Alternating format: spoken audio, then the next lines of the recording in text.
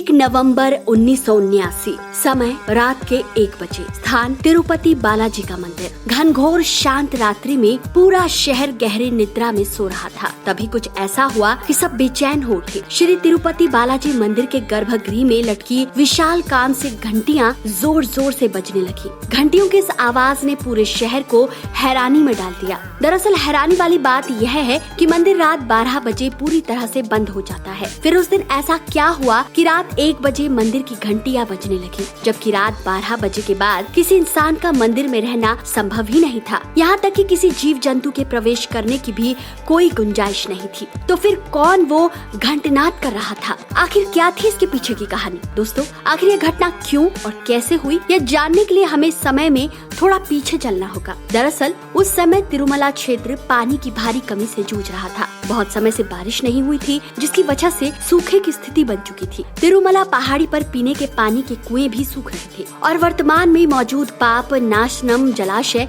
निर्माणाधीन था। गोगर्भम जलाशय का जल स्तर भी तेजी से घट रहा था। ऐसे में मंदिर प्रशासन कड़े निर्णय लेने पर मजबूर था। इस भीषण जल संकट से बहुत परेशान तिरुमला तिरुपति देवस्थानम बोर्ड के कार्यकारी अधिकारी ने तुरंत इस संकट से निपटने के उपायों पर चर्चा करने के लिए बोर्ड के लोगों की एक आपातकालीन बैठक बुलाई। इसमें इंजीनियरों ने पूरी तरह से अपने दोनों हाथ खड़े कर दिए कि कुछ नहीं हो सकता। साथ ही बदले में कार्यकारी अधिकारी को चेतावनी देते हुए कहा कि तिरुमला मंदिर के टैंकों और जलाशय में अब बहुत कम पानी के भंडार हैं, जिन्हें केवल बहुत सीमित समय के लिए ही परोसा जा सकता है। यह देखते हुए सभी ने सुझाव दिया कि पानी की खपत पर अधिक प्रतिबंध लगाए जाने चाहिए। किसी ने मंदिर में रोज आने वाले तीर्थयात्रियों की संख्या पर प्रतिबंध लगाने का सुझाव दिया, लेकिन कार्यकारी अधिकारी इस बात से बिल्कुल सहमत नहीं थे। तब उन्होंने श्री उप्पुलूरी गणपति शास्त्री से मार्गदर्शन लेने का फैसला किया। बता दें कि श्री उप्पुलूरी गणपति शास्त्री 80 वर्ष की आयु के एक संत व्यक्ति थे और उन दिनों तिरुमला तिरुपति देवस्थानम बोर्ड के सलाहकार की भूमिका में थे। उन्हें वेदों और शास्त्रों का अच्छा ज्ञान था। इसके अतिरिक्त भी वो बहुत ज्ञानी व्यक्ति थे।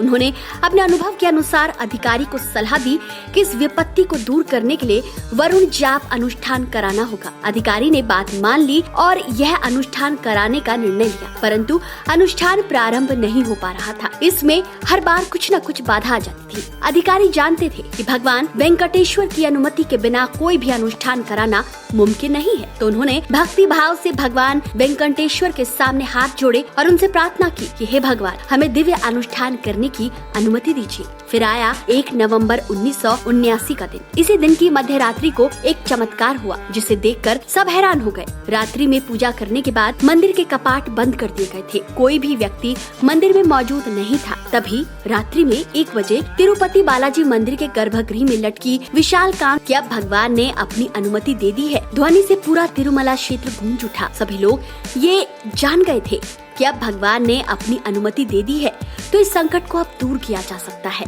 इस घटना के तुरंत बाद अनुष्ठान कराया गया। इसी दौरान आसमान में काले घने बादल घिराए, बिजली कड़कने लगी और तेज हवाएं चलने लगी।